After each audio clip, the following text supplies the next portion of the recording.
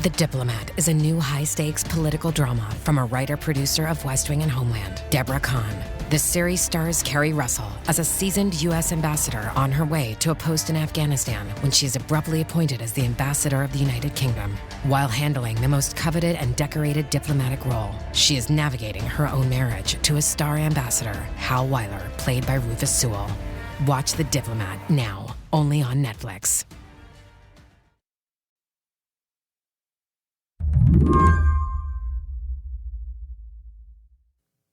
For a moment, I just want you to picture the mountains of evidence that piled up over the last few months, showing the way Fox News broadcast lies about the results of the 2020 election. There are emails, texts, depositions. This evidence, it was gathered as part of a lawsuit filed by Dominion Voting Systems. You know, the one that settled earlier this week. Dominion was the frequent target of conservative rage in the wake of Joe Biden's presidential victory. In Discovery, Dominion showed that while guests on Fox claimed their voting machines had been rigged against Donald Trump, privately, hosts like Tucker Carlson claimed to hate Trump, even called him demonic. And the top boss, Rupert Murdoch, said claims of voter fraud were bullshit. All of which explains why, when this case went to trial, as briefly as it did this week, there were close to 50 lawyers in the courtroom. Slate's Justin Peters was there too. He says he got the sense things were going south as soon as the jury walked into the room. The jury that was selected did not seem like one that would be demographically favorable to Fox News's case. It was very diverse, right? Very diverse. There were 5 black men, 2 black women, 3 white women, 1 Latino woman, and 1 white guy. And I suppose somewhere in my subconscious, I'm like, well, you know, Fox definitely doesn't want to go to trial if they can help it, but they definitely don't want to see their case judged by these 12 people. Yeah. When you eventually did hear that there was a settlement, after a long delay and a lot of speculation, I heard there were audible gasps in the courtroom. Yeah, one of them came from me. I think I had to stifle an oh shit. Fox settled with Dominion for a cool $787.5 million. Within 5 minutes, after having waited for 2.5 hours, the court was adjourned. Everyone was rushing downstairs to the press conference that Dominion was holding. And I heard a woman in the now empty hallway exclaim, "Thank you, Jesus." And I feel like we all sort of shared that sentiment. Yeah, I think understanding the outcome of this case requires holding a couple of things in your head at the same time. Like, first, the $787.5 million settlement is one of the largest settlements in a defamation case ever. But also, it's far less than Rupert Murdoch reportedly spent to divorce his second wife. Which I guess leads me to this question, like, how big of a deal is this, really? For the Murdochs and for Fox News, you don't ever want to call the $788 million settlement chump change, but it's far less than they might have paid had this case gone to trial. And it is a sum that the company will be able to basically chalk up to the cost of doing business. But do you think the rest of us kind of missed out on something by not being able to see this thing through? Oh, well, for sure. You know, like, the promise and potential of this trial was always the opportunity to force people who have made a career of evading outside scrutiny of their words and deeds and putting them in position to have to answer direct questions in public under oath from an attorney who is not going to give them the opportunity to be as evasive or blustery as they are accustomed to be on television.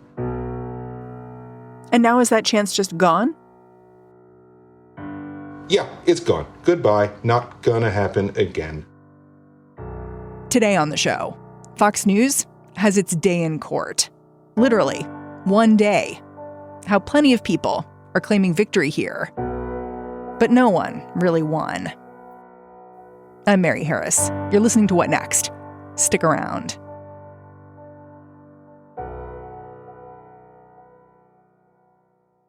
This episode is brought to you by Saks.com. Saks.com editors are always tracking the top styles that are trending right now. Tailored blazers and midi dresses are selling out at Saks.com, especially from brands like Veronica Beard and The Row. And Saks.com editors are seeing Loewe's oversized tote on the streets of New York, Milan, and Paris. If you want your own free personalized trend recommendations, Saks.com stylists can do that and more. Plus, there's free shipping and returns all the time at Saks.com. Hey Prime members, did you know you could be listening to this episode and all episodes of What Next ad-free? Avoid the ads and start listening today by downloading the Amazon Music app. In addition to this $787.5 million settlement, I'm wondering if you can just lay out what Dominion Voting Systems got out of this agreement they reached with Fox News. Like, what did they take away? I mean, I know that their lawyers said, this is about transparency and cast it as a victory. Do you see it that way? No, that's not what it's about. That's just something that a lawyer says after having, settled the biggest case of his life. There's a measure of, justice in this, insofar as now you can put a price on spreading the most obvious possible lies on television. And it's a pretty high price. Pretty high price. A lot of money. Yeah, that would bankrupt a whole bunch of actual countries if they had to pay it. And yet, Fox doesn't have to publicly apologize to Dominion. They don't even have to issue a really strong statement saying, yep, we legitimately lied about this. The statement that they issued basically just says that they acknowledge the court's rulings finding certain claims about Dominion to be false. So yeah, I don't see the word lie in there anywhere. No, don't see the word lie. Don't see anything of the network itself taking responsibility for the things that it broadcasts. Nothing like that is in there. I know you watch a lot of Fox News for Slate. Did you kind of have a fantasy of how an apology might go down? No, fantasies are for children. Fantasies are for people who don't have to, do the brutal work of actually watching that network. And I will tell you exactly how such a thing would have gone down on air. It would have happened. It would have been never mentioned again. And it would have been ascribed by the network's viewership to something that had been forced on Fox by the lying liberals who had been persecuting the right for hundreds of years, right? Literally nothing that would have come out during this case would have moved the needle for the people who take Fox's word as gospel. They are too far gone for anything to change their minds at this point. It's interesting because you're saying, on one hand, like, it's a shame that Fox didn't have to do more here, make more of an apology. And on the other hand, if they apologized, probably wouldn't have changed anything.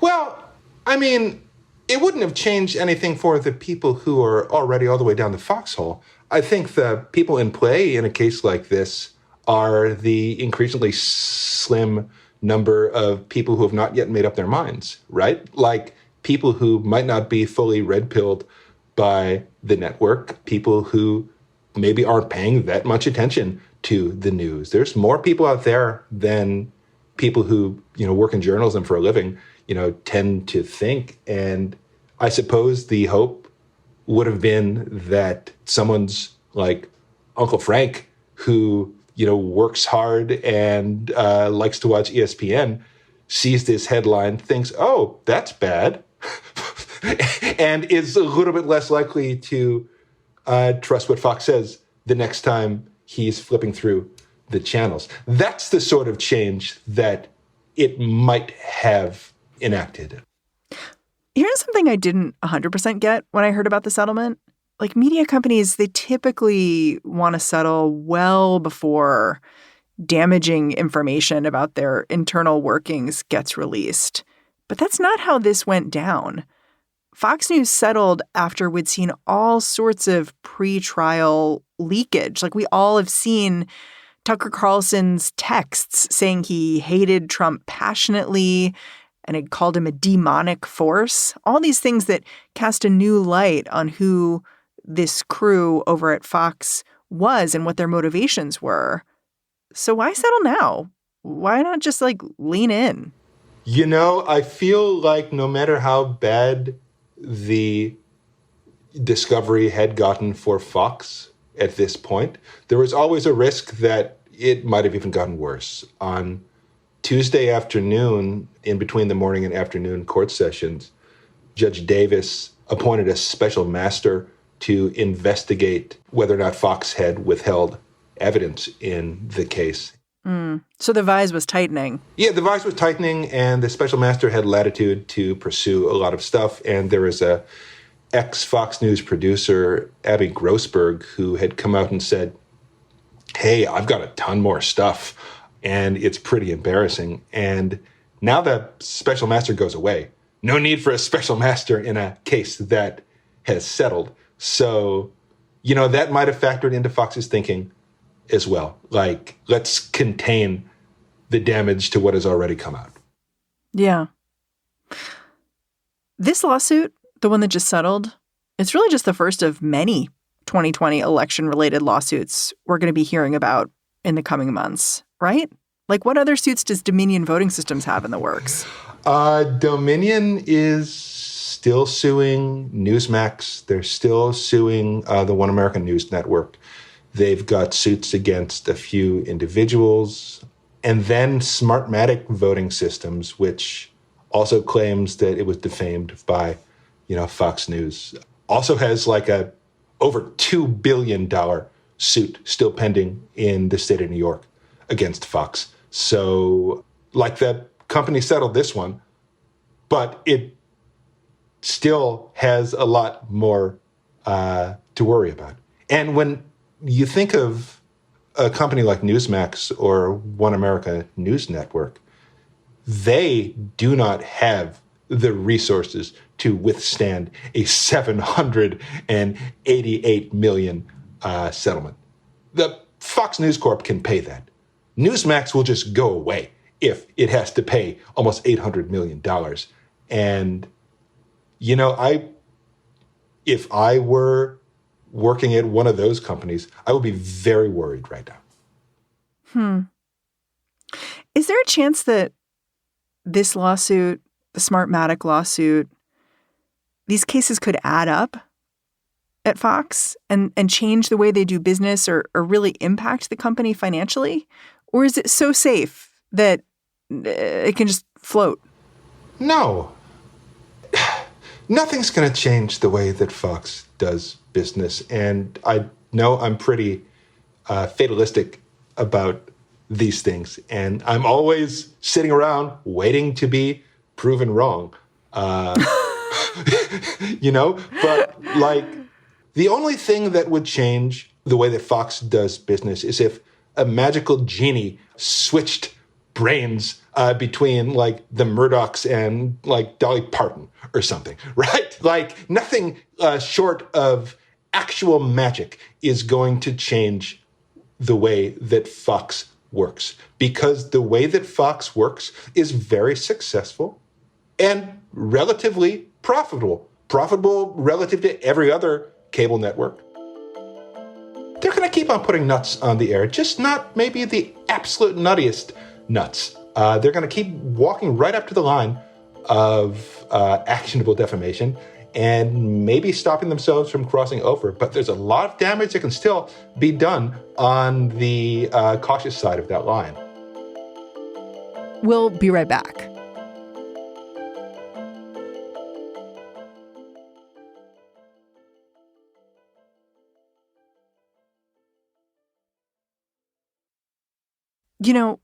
When I was looking at the litigation ecosystem around the 2020 election, all the lawsuits that are still to come, I noticed something, which is that some of these smaller outlets, like One America News Network, they're not just being sued.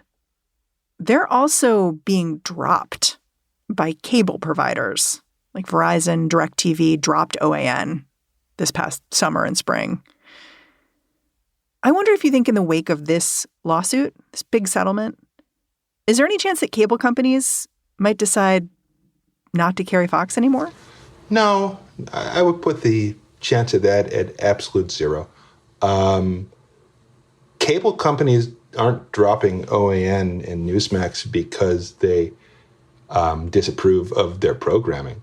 They're dropping OAN and Newsmax because fewer people than ever are subscribing to cable, and these companies are asking for higher carriage fees that cannot be justified by the prominence of their network and the increasingly dwindling number of cable subscribers. If streaming services didn't exist and everyone was still tied to cable or satellite television, none of these networks would have lost their providers. They'd still all be on the air. So this isn't let's deplatform loony right-wing networks that only exist to tell lies.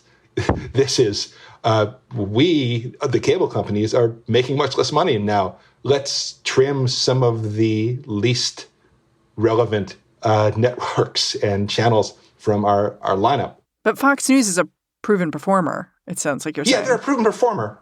Fox is a proven performer. Fox is consistently the most watched cable news network in America. It's one of the most watched cable networks, period. It is one of the things that people still subscribe to cable to watch. It would be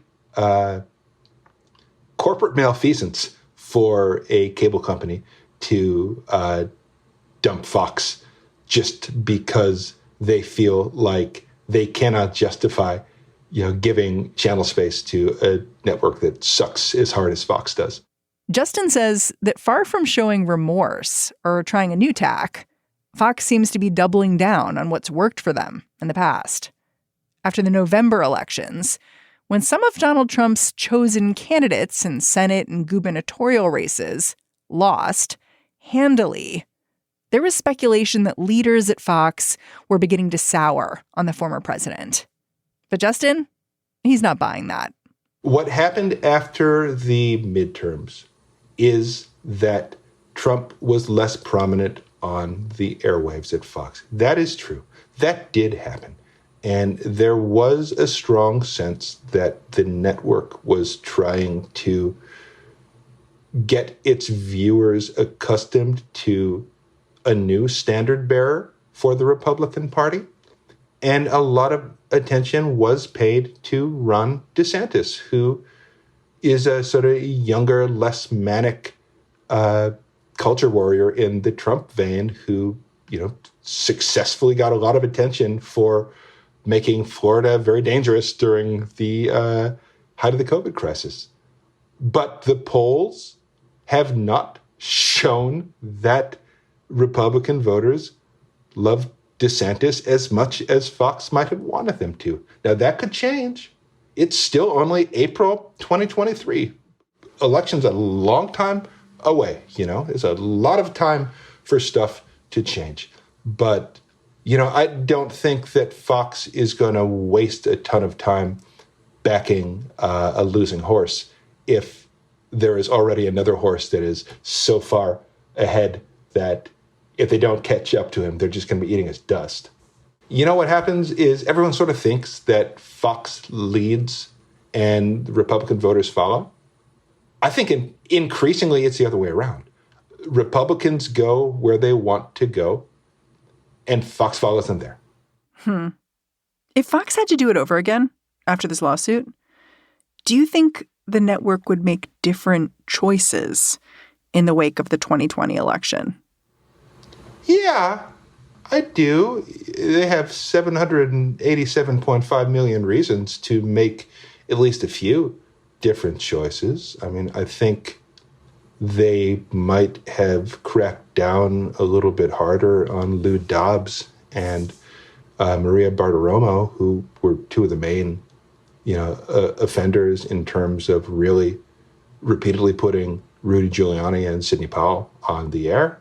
That said, they still would have found a way to cover this story in a way that created doubt in the minds of their viewers about whether or not things had been on the up and up. They just would have done it a little bit more artfully, I guess. Like, there's no world in which Fox would not have ultimately come around to Trump's side in one way or another. They go where the audience is going, and the audience wanted blood, and Fox hasn't been as successful as it's been without knowing when to give its viewers what they want. Something that's interesting about this case to me is that it revolves so much around this one company being wronged. And so if Fox News had said some of the same things they did in the wake of the 2020 election, but just didn't name this one company, Dominion, and say they were at fault here, they were the ones who we should all be looking at more closely, does this lawsuit go away? And what does that mean about where the standards are right now for journalism and who enforces them? If Fox News had just been a little bit more careful about the packaging of these claims, even if they had used the word Dominion on the air, it becomes a lot harder to make the case for actual malice. I don't think that the real issue here was necessarily that, they put Sidney Powell and Rudy Giuliani on the air to make ludicrous claims about Dominion. Certainly didn't help, but you can put a third party on the air to say something loony as long as, the journalist in the picture doesn't also say, wow, that's the smartest thing I've ever heard. You're definitely right. Right? That's the problem. And I do think it's important to note, it's a good thing that we have a very, high libel standard in this country. It is not at all the case in most countries of the world that you have to work so hard to actually prove defamation. And what's sort of ironic is that the right wants to be able to bully actual journalists and make it harder for actual journalism to happen. And, the way that things have been going, I wouldn't be surprised if in, 5 or 10 years, we're all looking back at Dominion v. Fox News as one of the glory days for freedom of the press in this country. Justin, I'm so grateful for your time and your reporting here. Thanks for coming on the show. Hey, thanks for having me, Mary. It's always fun. Justin Peters is a Slate correspondent. He's also the author of The Idealist, Aaron Swartz and the Rise of Free Culture on the Internet. And that is our show. What Next is produced by Paige Osborne, Rob Gunther, Elena Schwartz, Madeline Ducharme, and Anna Phillips. We are getting a ton of support these days from Laura Spencer. We're led by Alicia Montgomery with a little boost from Susan Matthews. Ben Richmond is the Senior Director of Podcast Operations here at Slate. And I'm Mary Harris. You can go track me down on Twitter, say hello. I'm at Mary's Desk. I'm handing off the reins to Lizzie O'Leary and the What Next TBD crew. I will be back in this feed Monday. Catch you then.